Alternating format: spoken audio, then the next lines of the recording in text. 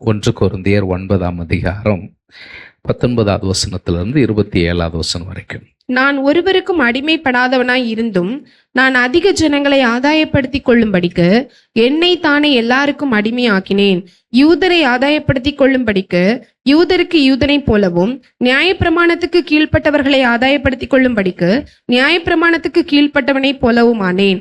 நியாயப்பிரமாணம் இல்லாதவர்களை ஆதாயப்படுத்தி கொள்ளும்படிக்கு அவர்களுக்கு நியாயப்பிரமாணம் இல்லாதவனை போலவும் ஆனேன். அப்படி இருந்தும் நான் தேவனுக்கு முன்பாக நியாயப்பிரமாணம் இல்லாதவனாய் இராமல் கிறிஸ்துவின் பிரமாணத்துக்குள்ளவனாய் இருக்கிறேன். பலவீனரை ஆதாயப்படுத்திக் கொள்ளும்படிக்கு பலவீனருக்கு பலவீனனை போல் ஆனேன். எப்படியாகிலும் சிலரை ரட்சிக்கும்படிக்கு நான் எல்லாருக்கும் எல்லாம் ஆனேன். சுவிசேஷத்தில் நான் உடன் பங்காளியாகும் படிக்கு அது நிமித்தமே இப்படி செய்கிறேன். பந்தய சாலையில் ஓடுகிறவர்கள் எல்லாரும் ஓடுவார்கள், ஆகிலும் ஒருவனே பந்தயத்தை பெறுவான் என்று அறியீர்களா? நீங்கள் பெற்றுக்கொள்ளத்தக்கதாக ஓடுங்கள். பந்தயத்துக்கு போராடுகிற யாவரும் எல்லாவற்றிலேயும் இச்சையடக்கமாயிருப்பார்கள். அவர்கள் அழிவுள்ள கிரீடத்தை பெறும்படிக்கு அப்படி செய்கிறார்கள், நாமோ அழிவில்லாத கிரீடத்தை பெறும்படிக்கு அப்படி செய்கிறோம். ஆதலால் நான் நிச்சயம் இல்லாதவனாக ஓடேன், ஆகாயத்தை அடிக்கிறவனாக சிலம்பம் பண்ணேன். மற்றவர்களுக்கு பிரசங்கம் பண்ணுகிற நான் தானே ஆகாதவனாய் போகாதபடிக்கு என் சரீரத்தை ஒடுக்கி கீழ்ப்படுத்துகிறேன். ஆண்டோடைய நாமம் மகிமைப்படுவதாக. நாம் ஏற்கனவே இந்த 9ஆம் அதிகாரத்தில் சொல்லி வருகிறபடி 8ஆம் அதிகாரத்தில் ஒரு பிரச்சனை, சபையார் கேட்ட ஒரு கேள்வி.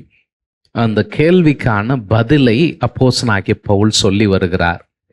விக்கிரகங்களுக்கு படைக்கப்பட்டவைகளை உண்ணக்கூடிய விஷயத்தில் உண்டான ஒரு கேள்வி. அப்போ அந்த கேள்விக்கு அவர் பதில் சொல்லும்படியாக, உங்களுக்கு இருக்கக்கூடிய உரிமைகள் பிறருக்கு இடரலாய் இல்லாதபடிக்கு நீங்கள் கவனமாக இருக்க வேண்டும். நீங்கள் அறிவை பிரயோகப்படுத்த வேண்டிய இடத்தில் அன்போடு அறிவு கலந்து வர வேண்டும். ஏன்னா அறிவு இருமாப்பை ஏற்படுத்தும், அன்போ பக்தி விருத்தியை ஏற்படுத்தும். அப்போ என்னுடைய ஒவ்வொரு செயலும் என் கூட இருக்கக்கூடிய சக விசுவாசியை கட்டி எழுப்புகிறது போன்ற செயலாக இருக்க வேண்டும் அப்படிங்கிறத சொல்லிட்டு 9ஆம் அதிகாரத்தில் நான் எப்படி இதை செயல்படுத்துகிறேன் அப்படின்னு அவருடைய சொந்த அனுபவத்தை என்ன செய்கிறாரு, பேசுகிறார். ஒரு சொந்த அனுபவத்தை பேசும்போது குறிப்பாக என்ன சொல்றாருன்னா, எனக்கு இருக்கக்கூடிய உரிமைகள் என்ன, மற்ற அப்போஸ்தலர்களைப் போல நானும் உரிமையோடு இருக்கலாம் அல்லவா? திருமணம் செய்து கொண்டு அதோடு கூட காணிக்கைகளை வசூல் செய்து கொண்டு நான் மற்றவர்கள் எந்தெந்த உரிமைகள் எல்லாம் அனுபவித்து கொண்டிருக்கிறார்களோ அந்த உரிமைகள் எல்லாம் நான் அனுபவிக்கலாமே. அப்படி இருந்தும் நான் எனக்கான உரிமைகளை நான் அனுபவிக்கிறது இல்லை.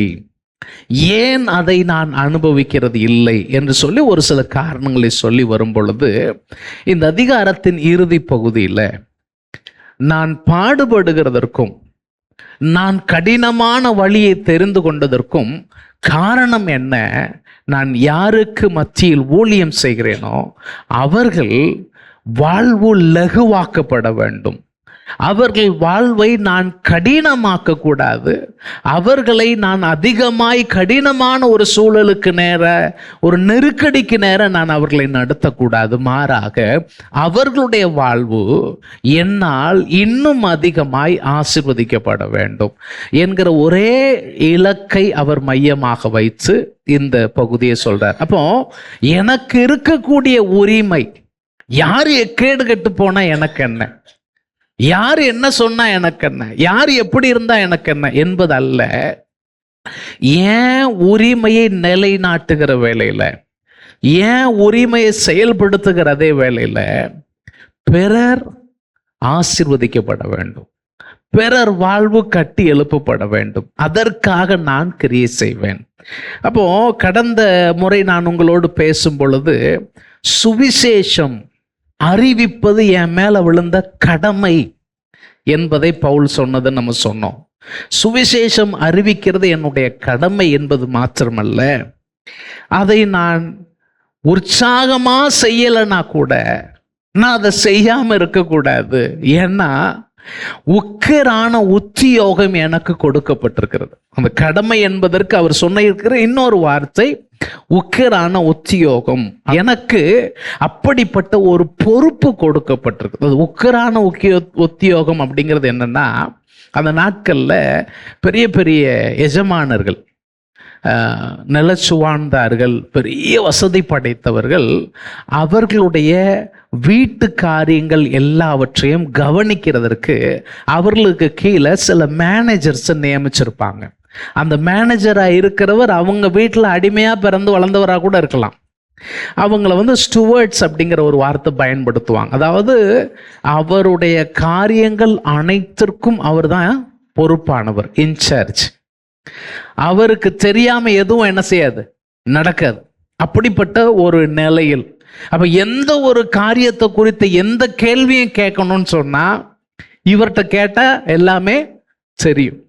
அப்போஸ்தலனாகிய பவுல் சொல்றாரு, எனக்கு அப்படிப்பட்ட ஒரு உத்தியோகம், அப்படிப்பட்ட ஒரு உக்கிரான உத்தியோகம் கொடுக்கப்பட்டிருக்கிறது.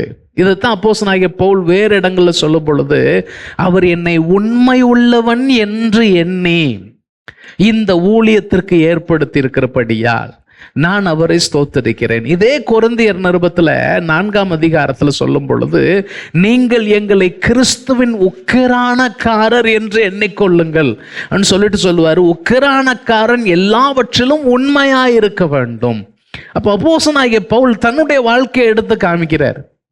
எனக்கு இவ்வளவு உரிமைகள் இருந்தாலும், எனக்கு இவ்வளவு சௌகரியங்கள் ஏற்படுத்தி கொள்ளுகிறதற்கு தேவையான எல்லா வசதிகள் இருந்தாலும் நான் சுவிசேஷத்து நிமித்தம் அவைகளை தவிர்க்கிறேன் என்பதை சொல்லிட்டு வந்துட்டு, இங்க நாம இன்னைக்கு வாசித்த இந்த வேத பகுதியில் அவர் தன்னை எல்லோருக்கும் அடிமையாக்கக்கூடிய அளவிற்கு தன்னை தாழ்த்துகிறது சொல்லுகிறார். இந்த வேத பகுதியை நான் வாசிக்கும் பொழுது என்னுடைய மனதில் அதிகமாய் ஞாபகத்திற்கு வரக்கூடிய வேத பகுதி பிலிப்பியர் 2ஆம் அதிகாரம். நீங்க அந்த பகுதிக்கு போக வேண்டாம், நாம் அப்படி போகிற போக்கில் நான் அதை சொல்லி கடந்து போக விரும்புகிறேன். அப்போஸ்தலனாகிய பவுல் பிலிப்பு சபையாரை பார்த்து சொல்லுவாரு, கிறிஸ்து இயேசுவில் இருந்த சிந்தையே உங்களையும் இருக்கணும். என்ன சிந்தை?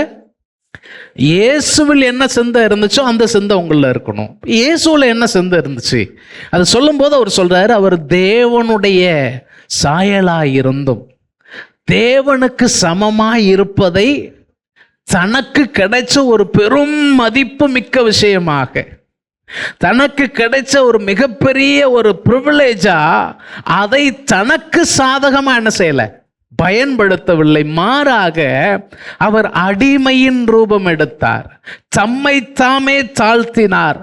எதுவரைக்கும் தாழ்த்தினார்? மனிதனானார். சிலுவையின் மரண பரியந்தம் தம்மை தாமே தாழ்த்தினார். இதற்கு அர்த்தம் என்னன்னு கேட்டா, இயேசு கிறிஸ்து இந்த பூமியிலே அவர் அனுபவிக்கிறதற்கு அனைத்து உரிமைகளும் இருக்கிறது. ஏன்னா அவர் படைத்த பூமி. ஆனா அவர் இந்த பூமியில எதையும் அனுபவிக்க வேண்டும் என்று வரவில்லை. இந்த பூமியில இருக்கிற மனிதர்கள் வாழ்க்கையில் மாற்றத்தை உண்டு பண்ணும்படியாய் ஒரு அடிமையாய் இந்த பூமியில வந்து முன் நடந்து முன் உதாரணத்தை காண்பிக்கிற ஒரு தலைவனாய் அவர் இந்த பூமியில வாழ்ந்து காமிச்சார். அதைத்தான் அப்போஸ்தலனாகிய பவுல் இங்க சொல்றார், எனக்கு இருக்கக்கூடிய உரிமைகளை நான் செயல்படுத்துகிறதற்கு முன்பதாக நான் இயேசுவை பின்பற்றுகிற ஒரு தலைவன். இந்த தலைவன் எப்படிப்பட்டவன் என்று சொன்னால், அதிகாரத்தை துஷ்பிரயோகம் பண்ற தலைவன் கிடையாது. நான் தான் இன்சார்ஜ், எனக்கு கீழே தான் எல்லாம் நடக்கணும். அவன் அப்படி இருக்க மாட்டான். அவன் இயேசு சொன்ன வார்த்தையை ஞாபகத்தில் வச்சிருப்பான். சீசர்களுக்குள்ள சண்டை. என்ன சண்டை? நம்மில் யார் பெரியவன். இப்போ இயேசுநாதர் ஒரு ஏரியா கூட்டு போறார். கூட்டு போயிட்டு அவர் கேட்காரு, அப்பா வழியில நீங்க நடந்து வரும்போது என்ன டிஸ்கஸ் பண்ணிட்டு வந்தீங்க? அவங்க அமைதியா இருக்காங்க. ஏன்? அவங்க டிஸ்கஷன் வேற. இவர் சிலுவையை நோக்கி போயிட்டு இருக்கிறாரு. அதையும் சொல்றாரு, என் ஆத்துமா மரணத்துக்கு ஏதுவான துக்கம் கொண்டு இருக்கு, நான் சீக்கிரம் என்னை அவங்க பிடிச்சி கொலை செய்ய போறாங்க, சிலுவையில் அடிச்சு கொலை செய்ய போறாங்க, அதெல்லாம் சொல்றாரு. ஆனா இவங்களுக்கு அது விஷயமா தெரியல, இது அவங்க மண்டைக்குள்ளேயே போல. மாறா அவங்க யோசிக்காங்க, நம்மில் யார் பெரியவன்? அப்ப இயேசு சொல்றாரு, உங்களில் முதன்மையாயிருக்க விரும்புகிறவன் யாரு? சொல்லுங்க. நீ ஃபர்ஸ்டா இருக்கணும்னு நினைச்சனா நீ எல்லாருக்கும் லாஸ்டா இரு. இது ரொம்ப கஷ்டம். இன்னைக்கு இருக்கிற உலகத்துல உலகம் என்ன சொல்லுது? First, best, fit, fittest, survival of the fittest. இது காட்டு ஆளுகை, இது காட்டாட்சி. உலகம் ஒரு காடு. இந்த காட்டுல யாரு வலிமை மிகுந்தவரோ, யாரு திறமை மிகுந்தவரோ அவர் தான் சர்வைவ் பண்ண முடியும். இந்த சோதா பலவீனமா இருக்கிற ஆள் எல்லாம் என்ன செய்ய முடியாது, சர்வைவ் பண்ண முடியாது. ஆனா இயேசு சொல்றாரு, நீ நல்ல ஒரு தலைவனா இருக்கணும்னு சொன்னா நீ எல்லோருக்கும் பணிவிடை செய்கிற தலைவனா இருக்க வேண்டும். A servant leader. அதைத்தான் இயேசு செய்து காண்பித்தார். இன்னைக்கு நம்ம எல்லோருமே ஏதோ ஒரு விதத்துல நம்ம தலைவர்களா இருக்கிறோம். நம்ம குடும்பத்துக்கு நம்ம தான் தலைவர்கள். குடும்ப தலைவர், குடும்ப தலைவி இல்லையா? உங்களுக்கு பொறுப்பு இருக்கு. நீங்க இருக்கக்கூடிய உங்களுடைய வேலை ஸ்தலங்களில் உங்களுக்கென்று பொறுப்பு இருக்கிறது, உங்களுக்கென்று தலைமைத்துவங்கள் இருக்கிறது. அப்போ உங்க கடமைகளை, உங்க செயல்களை நீங்க நிறைவேற்றுகிற இடத்துல நீங்க பணிவிடை செய்கிற தலைவர்களாக இருப்பது உங்களை மேன்மைப்படுத்தும், உங்களை ஆசீர்வதிக்கும். அதுதான் இயேசு இங்க சீசர்களுக்கு செய்து காட்டினார். அவருடைய கடைசி பஸ்கா ஆசரிப்பின் போது கூட என்ன செய்யறாரு, ஒரு துண்டை எடுத்து இடுப்புல கட்டிட்டு ஒரு பாத்திரத்துல தண்ணிய வச்சு ஒவ்வொரு சீசரையா காலை என்ன செய்யறாரு, கழுவுறாரு.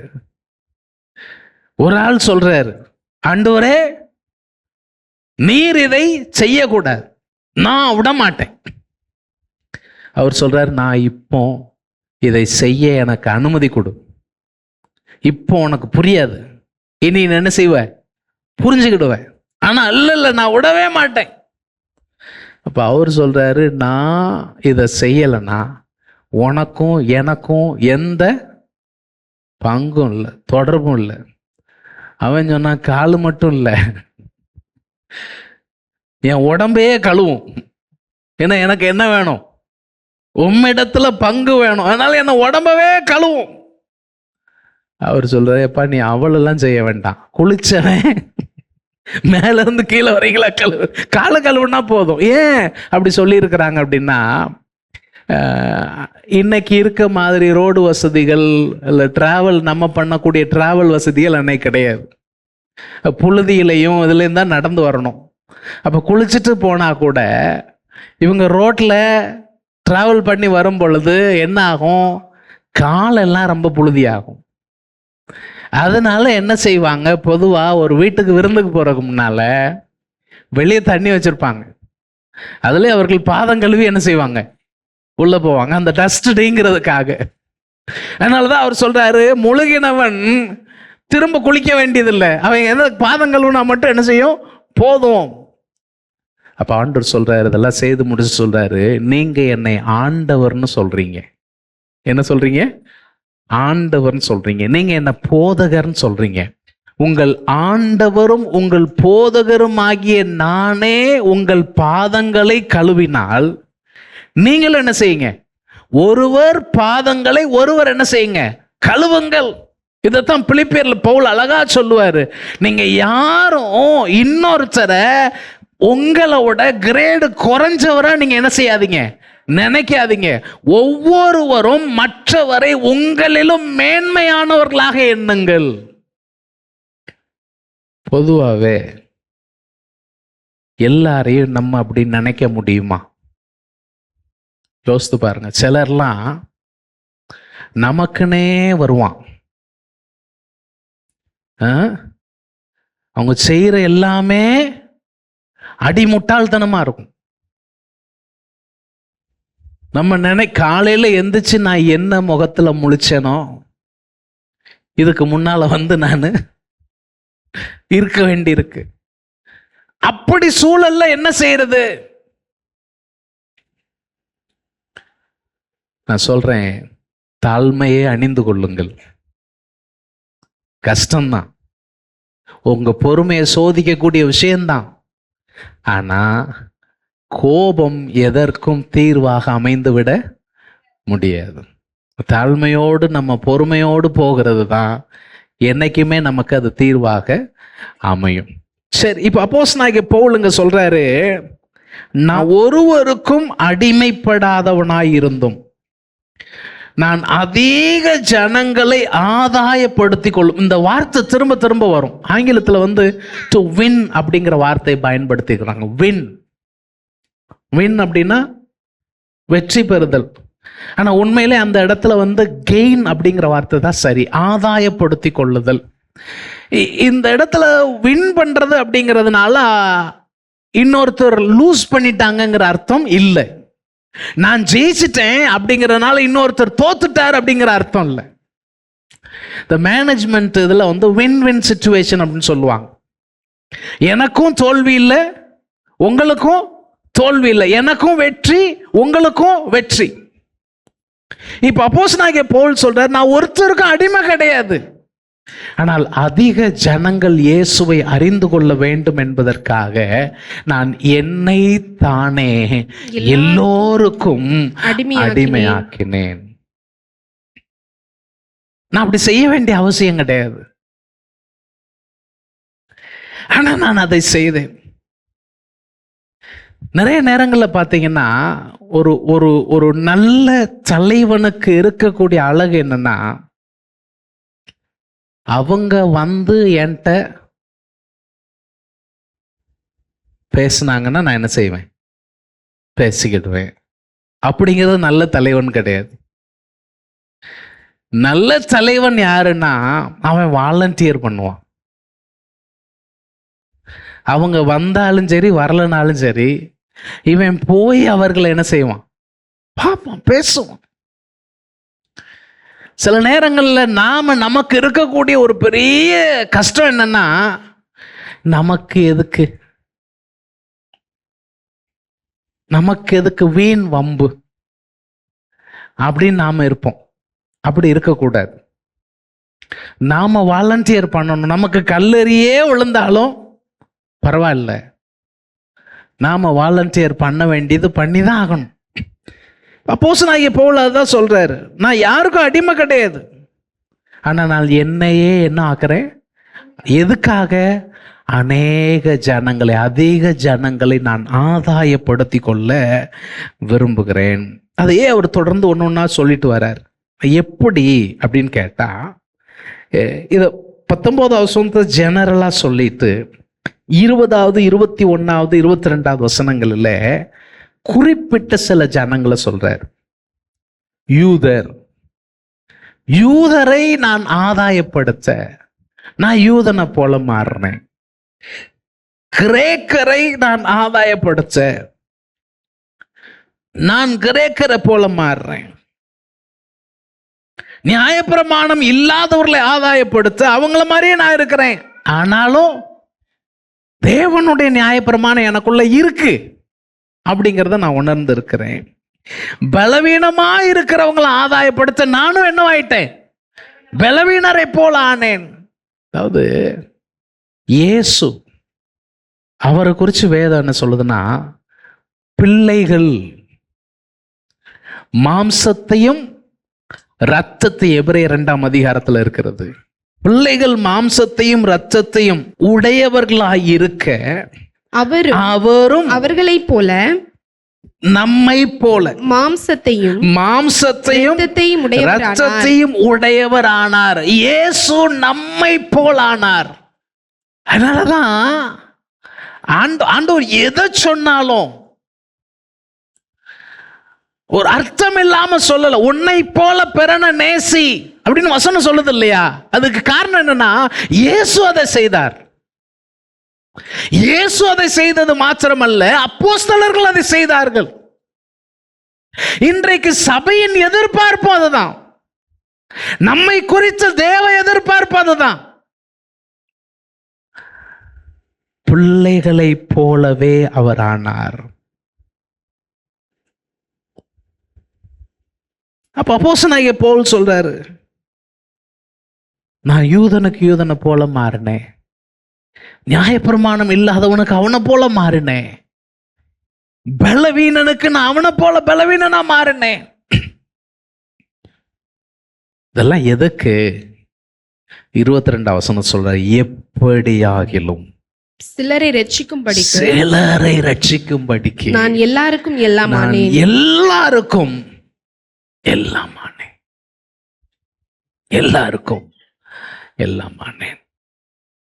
பவுல் எதுக்காக அதை பேசிட்டு வர்றாருங்கிறத நீங்க கவனிக்கணும். நம்ம மெயின் பாயிண்ட் விட்டுறக்கூடாது. மெயின் பாயிண்ட் என்ன? விக்கிரகத்துக்கு படைச்சதை சாப்பிடலாமா வேண்டாமா? அப்ப ஒரு குரூப்பு அவங்க அறிவு பெருத்த ஆட்கள், இன்னொரு குரூப்பு அங்க இருந்து வந்தவங்க. அவங்க இதை செய்யும் போது இவங்களுக்கு என்ன செய்யுது? கஷ்டமா இருக்கு. ஐயோ இப்படிலாம் செய்யறாங்களே அப்படின்னு கஷ்டமா இருக்கு. அப்ப அந்த குரூப்பை பார்த்து பேசுறாரு, எப்ப உனக்கு அறிவு இருக்கு, ஆனா உன் அறிவு இன்னொருத்தரை இடர பண்ணுது. அப்ப அறிவை நீ யூஸ் பண்ணாத. அப்ப நீ அன்புள்ளவனானால் அவனுடைய மனது காயப்படத்தக்க நிலைக்கு நீ போக மாட்ட. மாறாக நீ அந்த உரிமையை விட்டு கொடுத்து விடுவாய், அந்த உரிமையை செயல்படுத்த மாட்டாய். இன்னைக்கு நிறைய நேரங்கள்ல குடும்பங்கள்ல சண்டை ஓயாம இருக்கிறதுக்கு காரணம் என்ன?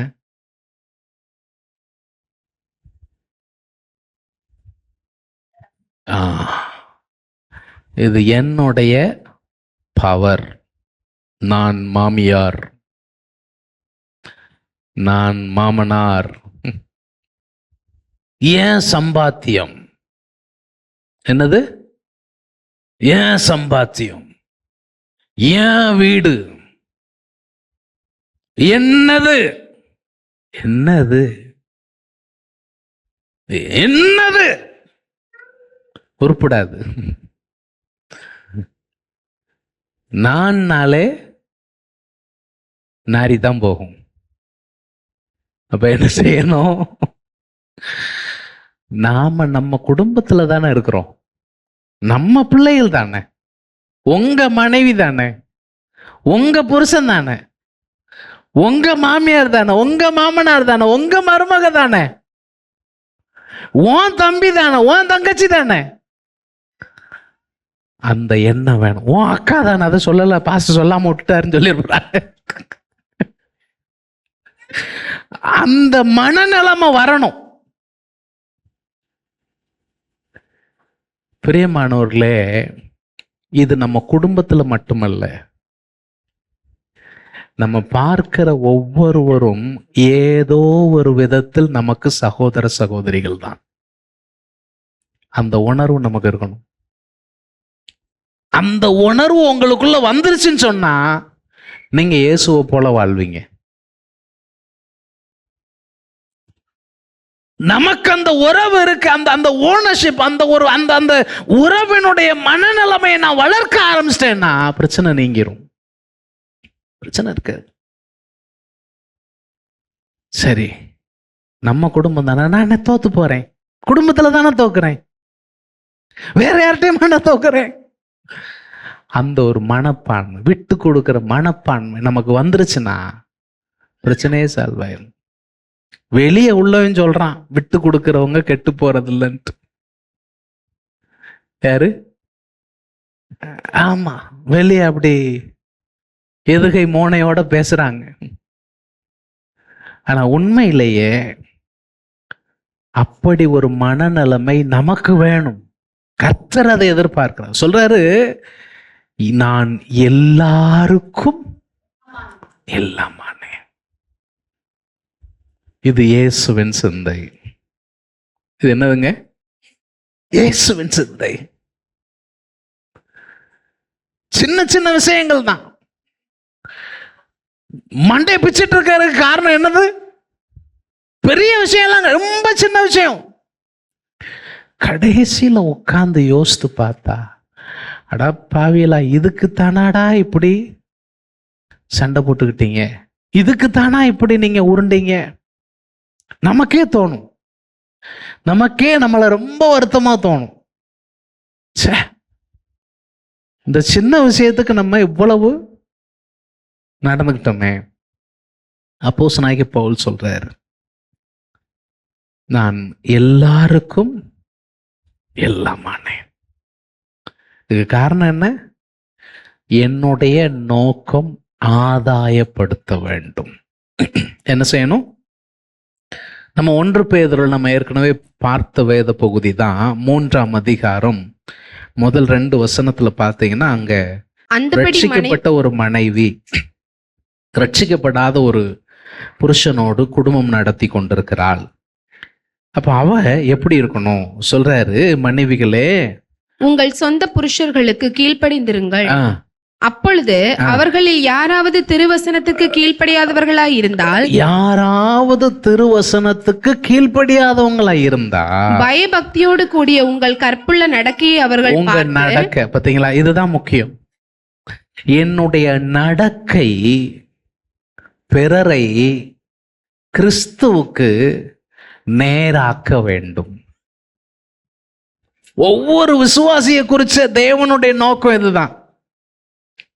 என்னை குறித்த ஆண்டோடைய நோக்கம் இது என்னது? என் நடக்கையோ என்னுடைய வார்த்தையோ ஒருவரை கிறிஸ்துவை விட்டு தூரப்படுத்தக்கூடாது. மாறாக என்னுடைய நடக்கை, என்னுடைய வார்த்தை ஒருவரை கிறிஸ்துவனிடத்துல கொண்டு வந்து சேர்க்க வேண்டும். அதை தேவன் நம்மிடத்தில் எதிர்பார்க்கிறார். தேவன் அதை நம்மிடத்தில் எதிர்பார்க்கிறார். சரி, இங்க பாருங்க, பயபக்தியுள்ள அந்த நடக்கையை அவர்கள் பார்த்து போதனையின்றி மனைவிகளின் நடக்கையினாலேயே ஆதாயப்படுத்தி கொள்ளப்படுவார்கள். எவ்வளவு பெரிய விஷயம் பாருங்க. போதனையின்றி ஆதாயப்படுத்தி கொள்ளப்படுவார்கள். சரி, இப்ப நம்ம காரியத்துக்கு வந்துருவோம்.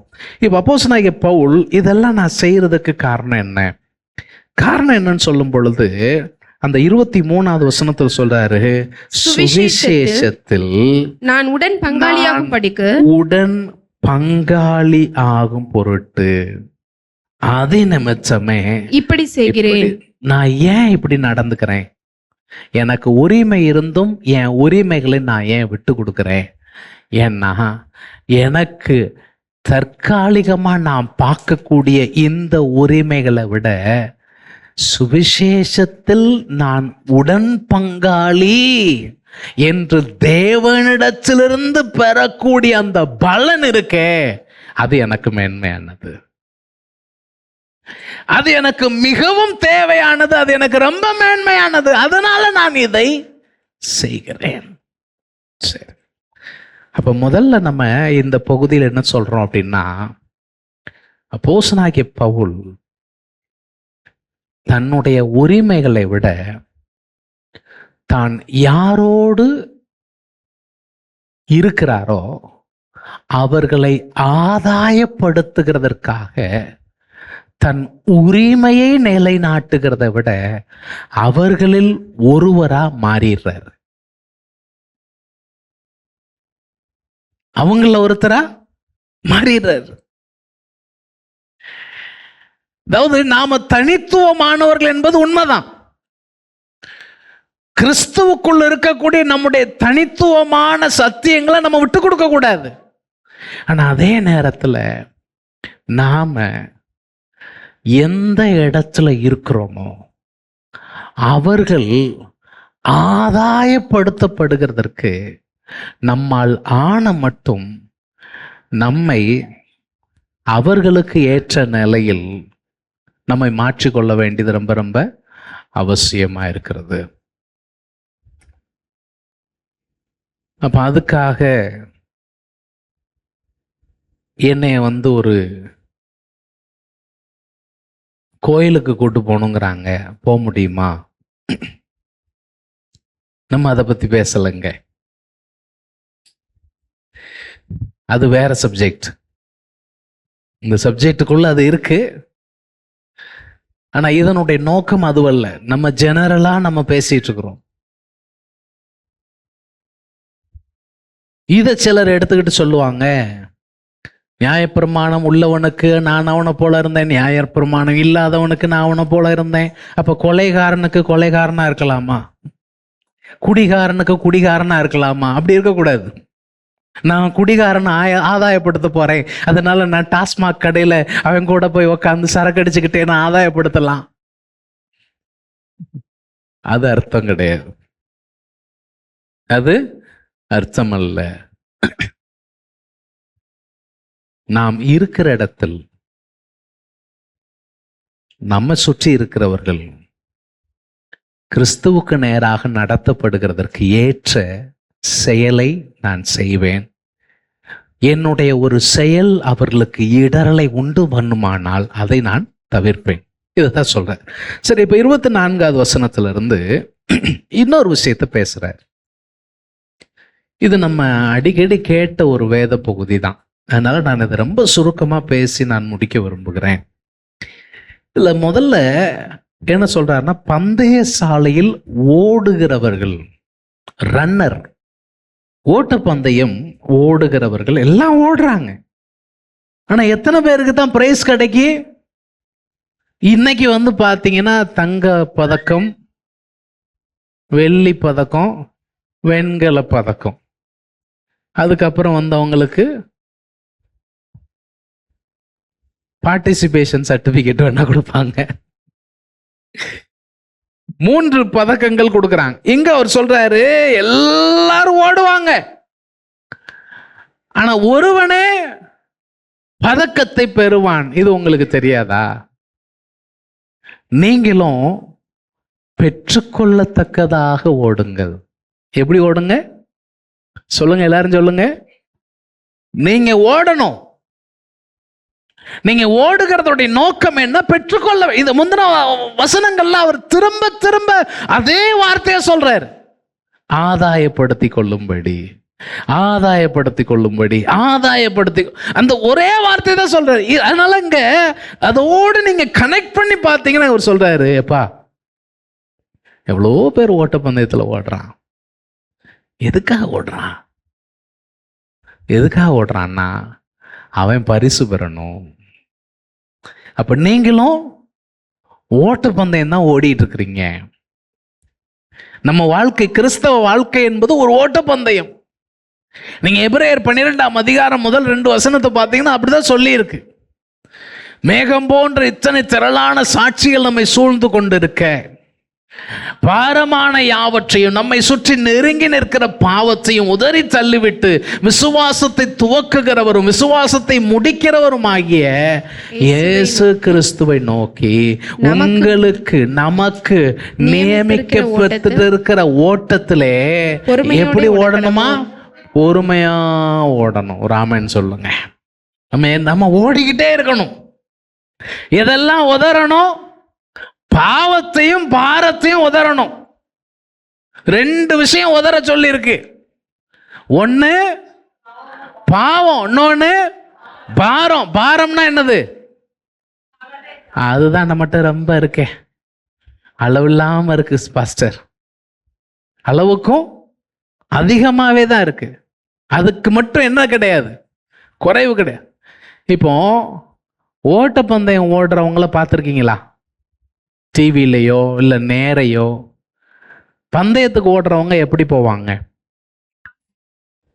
சூட்டு, கோட்டு, டை, பின்னால ஒரு பெரிய பேக்கு எல்லாம் போட்டு போவாங்களா? பேக் நான் தான் அது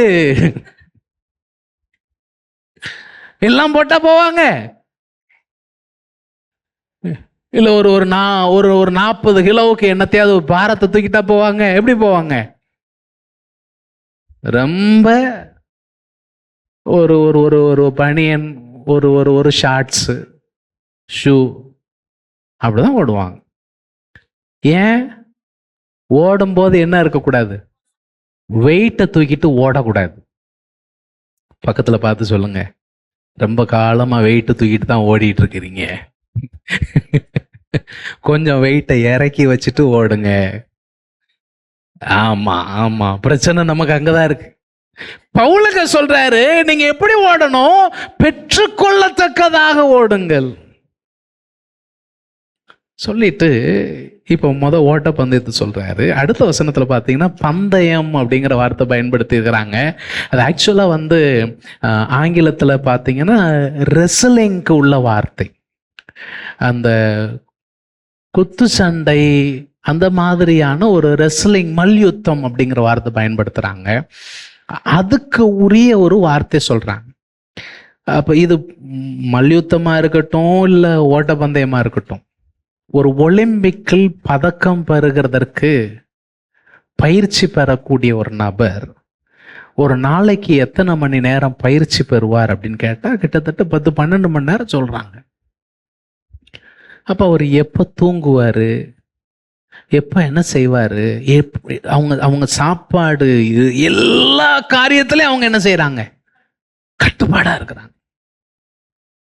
நினைச்சதை அவங்க சாப்பிட முடியாது. ஏன்? அவங்களுக்கு முன்னால ஒரு இலக்கு இருக்கு. அந்த இலக்கை அவங்க என்ன செய்யணும்? அடையணும். அதுதான் அவங்களுடைய குறிக்கோள். அப்ப அதற்காக தான் உடம்பு அப்படியே வருத்துறான். தான் விரும்பினதை சாப்பிட முடியல, தான் விரும்பின காரியத்தை செய்ய முடியல. ஏன்? எனக்கு முன்னால ஒரு லக்கு இருக்கிறது, அந்த லக்கை நான் அடைய வேண்டும். அப்ப அதற்கு சரீர ரீதியா நான் என்ன செய்யணும்? என்ன ஆயத்தப்படுத்தணும். அதுதான் அங்க சொல்றாங்க. அப்போ பந்தயத்துக்கு போராடுகிற யாவரும் எல்லாவற்றிலேயும் எப்படி இருப்பாங்களாம்? இச்சையடக்கமா இருப்பாங்க. ஒரு ரொட்டீன் போட்டு கொடுத்துருவான் கோச். அந்த கோச் கொடுத்திருக்கிற அந்த ரொட்டீன் அவன் ஃபாலோ பண்ணணும். பிசிக்கல் ட்ரைனிங் பண்ணணும். ஒவ்வொரு காரியத்திலையும் அவன் தன்னை கட்டுப்பாடோடு, அந்த இச்சை அடக்கத்தோடு தான் அவன் முன்னேறணும். எதுக்காக? ஒரு நாள் வரும், அந்த நாள்ல அவன் போராடி வெற்றி பெற்றான்னு சொன்னா அவனுக்கு எப்படி இருக்கும்னா, முழு உலகத்தையே வென்றது போல அவனுக்கு ஒரு ஃபீலிங் இருக்கும். அப்பாடா, இதுக்கு தான் நான் இந்த 4 வருஷமா என்ன செஞ்சிருக்கிறேன்? பாடுபட்டு இருக்கிறேன். அந்த மகிழ்ச்சி.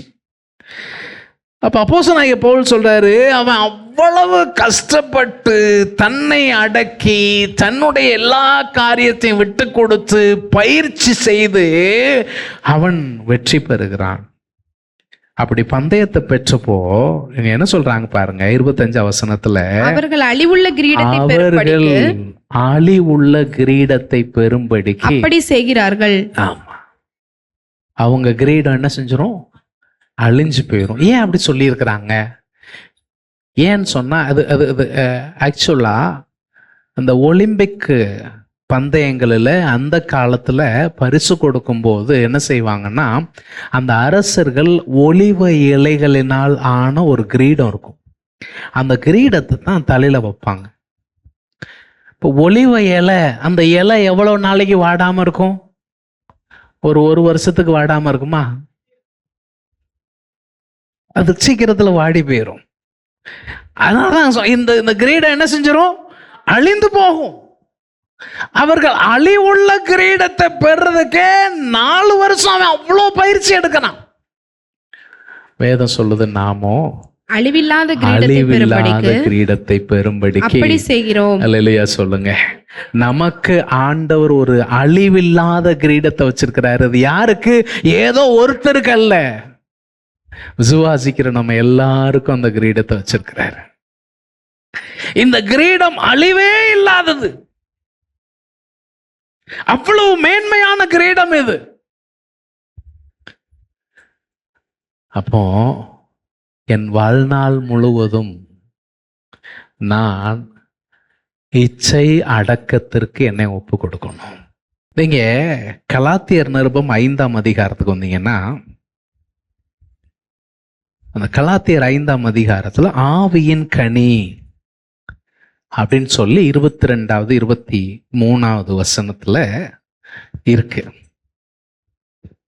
அது வாசிங்களேன். ஆவியின் கனியோ அன்பு, சந்தோஷம், சமாதானம், நீடிய பொறுமை, தயவு, நற்குணம், நல்ல குணம், விசுவாசம், சாந்தம், இச்சையடக்கம்.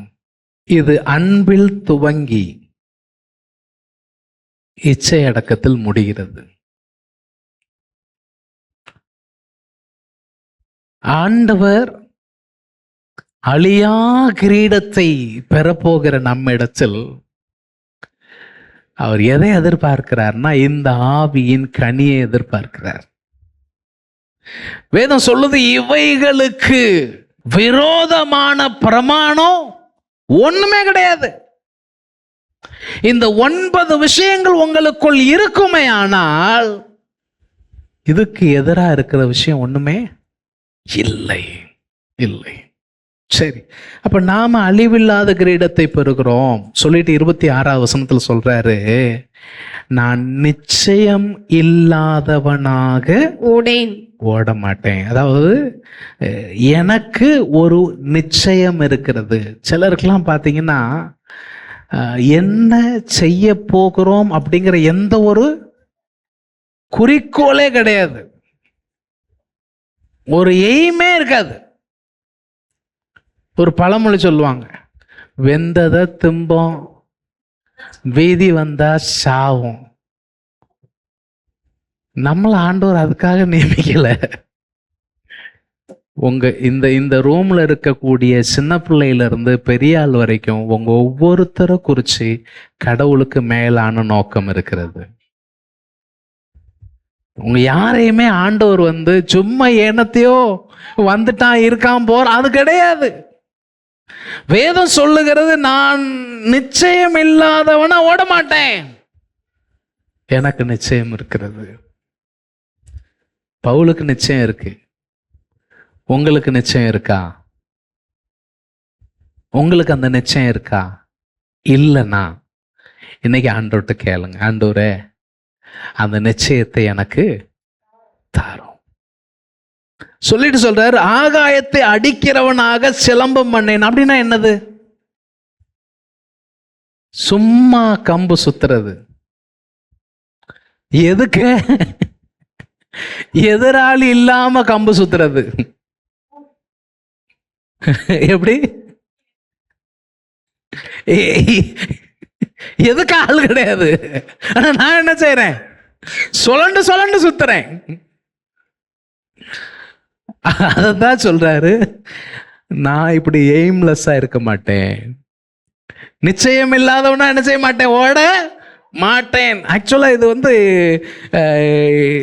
இது ஒரு குறிக்கோள் உள்ள ஓட்டம். ஒரு மொழிபெயர்ப்புல இப்படி எழுதியிருக்கிறாங்க, காற்றை குத்துபவரை போல நான் குத்து சண்டை போட மாட்டேன். பயிற்சி செய்யும் போது வேணா எதிராளி இல்லாம பயிற்சி பண்ணிக்கிடலாம். ஆனா எப்பவுமே அப்படி இருந்தா இந்த ஆளுக்கு ஏதோ பிரச்சனை இருக்கு அப்படின்னு அர்த்தம். பவுல் சொல்றாரு, நான் பெற்றுக்கொள்ளும்படி ஓடுகிறேன், இது அழிவில்லாத கிரீடமாய் இருக்கிறதற்காய் நான் பெற்றுக்கொள்ளுகிறதற்காய் ஓடுகிறதுனால் நான் அடக்கத்தோடு ஓடுவேன். எப்படி ஓடுவேன்? ஆமா, அதைத்தான் அடுத்த வசனத்துல சொல்ல வர்றாரு. அது அடக்கத்தோடு ஓடுறத சொல்றதுக்கு முன்னால இன்னொரு விஷயத்தையும் சொல்லிடுறாரு. ஏம் இல்லாம நான் என்ன செய்ய மாட்டேன், ஓட மாட்டேன் சொல்லிட்டு சொல்றாரு, மற்றவர்களுக்கு பிரசங்கம் பண்ணுகிற நான் தானே, நான் பிரசங்கம் பண்றேன். மற்றவர்களுக்கு பிரசங்கம் பண்ற நான் தானே ஆகாதவனாய் போகாதபடிக்கு என் சரீரத்தை ஒடுக்கி சொல்றாரு, என் சரீரத்தை ஒடுக்கி கீழ்ப்படுத்துகிறேன். அதாவது இந்த வார்த்தை எப்படிப்பட்ட வார்த்தைன்னா, இதுவும் அந்த ரெஸ்லிங்ல உபயோகப்படுத்துற வார்த்தை. கடைசியா எதிரியை குத்தி வீழ்த்துகிறதற்கு நாக் அவுட் ப்ளோ அப்படிம்பாங்க. என்னது? நாக் அவுட் ப்ளோ, கடைசி அடி. பவுல் சொல்றாரு, நான் என் சரீரத்துக்கு என்ன கொடுக்கிறேன்? நாக் அவுட் ப்ளோ கொடுக்கிறேன். அடக்கி ஒடுக்கி கீழ். எதுக்கு? ஐயா, நான் ஊருக்கெல்லாம் உபதேசம் பண்ணிட்டு கடைசியில் நானு பந்தய பொருளை பெற்றுக்கொள்ளாத நிலைக்கு நான் என்ன செஞ்சிடக்கூடாது, போயிடக்கூடாது. நான் ஆகாதவனாய் போகாதபடிக்கு. அப்போ பவுல் தன்னுடைய உதாரணத்தை சொல்லி ஆரம்பிக்கும் எப்படி ஆரம்பிச்சார்னா, எனக்கு அதிகாரம் இல்லையா, நான் சுயாதீனன் அல்லவா, அப்படிதான் ஆரம்பிச்சாரு. நீங்க எல்லாம் என்னுடைய கிரியைகள் அல்லவா, ஏன் ஃப்ரீடம், ஏன் பிரிவிலேஜஸ், ஏன் ரைட்ஸ். ஆனா கடைசியில எங்க வந்து முடிக்காரு?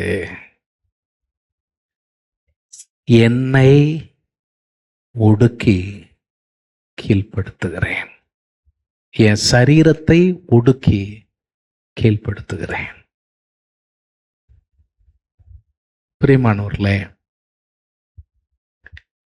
இன்னைக்கு நாம நம்முடைய வாழ்வில் நமக்கு இருக்கக்கூடிய உரிமைகளை ஏதோ ஒரு தனிநபராய் நான் செயல்படுத்துகிறேன்னு நினைக்க கூடாது. என்றைக்கு நீங்க ரட்சிக்கப்பட்டீங்களோ, என்றைக்கு நீங்க ஒரு சபையின் அங்கமா மாறிட்டீங்களோ, அன்றிலிருந்து நீங்கள் தனியால் அல்ல. உங்க இஷ்டத்துக்கு நீங்க செயல்பட முடியாது, செயல்படக்கூடாது. இது குடும்பத்துக்கும் பொருந்தும், சபையின் வாழ்வுக்கும் பொருந்தும். அதனாலதான் சபை கூடி வருதலை நம்ம விட்டு விடக்கூடாதுன்னு சொல்றோம். பைபிள்ல சொல்லி இருக்கிற பரிசுத்த வாழ்க்கை மற்ற எல்லா காரியங்களுமே எதுக்குன்னு கேட்டீங்கன்னா, ஐக்கியத்தை வலுப்படுத்துறது. இதை செய்யாதெல்லாம் வசனம் சொல்றதுக்கு காரணம் என்னன்னா, நீங்க ஏதோ மற்றவங்களோட ரொம்ப ஒளிவட்டத்துல வாழ்ற மாதிரி இருக்கிறீங்கிறதுக்காக கிடையாது. நீங்க இந்த ஐக்கியத்தை இன்னும் வலுப்படுத்துகிறீர்கள். இந்த ஐக்கியத்தின் உண்மையை உலகத்துக்கு உரக்க எடுத்து சொல்லுகிறீர்கள். அதான் உண்மை. அதனால அப்போஸ்தலனாகிய பவுல் சொல்றாரு, நான் என்னைய நீங்க கேட்டீங்கன்னா, நான் என்னுடைய உரிமையை பயன்படுத்துகிற வேலையில இதெல்லாம் நான் கவனிப்பேன். நான் எல்லாருக்கும் எல்லாம் ஆனேன். ஏன்? எல்லாரையும், அநேக ஜனங்களை ஆதாயப்படுத்தணும். அப்புறம் சொல்றாரு, நான் ஓட்டப்பந்தயம் ஓடுறேன், பெற்றுக்கொள்ளும்படி ஓடுகிறேன். பெற்றுக்கொள்ளும்படி ஓடக்கூடிய நான் எய்ம் இல்லாமல் ஓட மாட்டேன். ஆனால் அதே நேரத்தில் பெற்றுக்கொள்ளும்படி ஓடுகிற நான் இச்சை அடக்கத்தோடு ஓடுகிறேன். என்னை நானே கட்டுப்படுத்தி, தகுதி இல்லாதவனா நான் போயிடக்கூடாது. அப்போ இதை சொல்லும்போது அப்போ ஒரு பயத்தோடையே தான் நம்ம வாழ்க்கை வாழ்ந்துக்கிட்டே இருக்கணுமா? ஐயோ நான் இழந்து போயிடுவேனோ, அந்த பயத்தோட தான் வாழணுமா? அப்படி சொல்லலை. இயேசு சொன்னாரு, எச்சரிக்கையாயிருங்கள். எச்சரிக்கையாயிருங்கள்ங்கிற வார்த்தை இயேசு பயன்படுத்தினார். விழிப்பாயிருங்கள், விழித்திருங்கள், ஆயத்தமாயிருங்கள். அதைத்தான் நாம சொல்றோம். ஏன்னா நம்மளை என்ன செய்ய முடியாது, நம்ப முடியாது. அதனால நாம் எப்பொழுதும் விழிப்போடு இச்சையடக்கத்தோடு இருந்து கர்த்தரை மகிமைப்படுத்தி கர்த்தர் தருகிற அழிவில்லாத ஜீவ கிரீடத்தை பெற்றுக்கொள்ள கர்த்தர் நமக்கு உதவி செய்வாராக. முழங்கால் படிடுவோம், ஆண்டுடைய முகத்தை நோக்கி பார்ப்போம். அன்பின் ஆண்டவரே, இந்த நாளில் நீர் எங்களோடு பேசின நல்வார்த்தைகளுக்காய் ஸ்தோத்திரம். வசனத்தை கேட்ட பிள்ளைகளை ஆசீர்வதியும். பூரண கிருபைக்கு எங்களை ஒப்பு கொடுக்கிறோம். மீட்பர் இயேசுவின் நாமத்தில் பிதாவே, ஆமென், ஆமென்.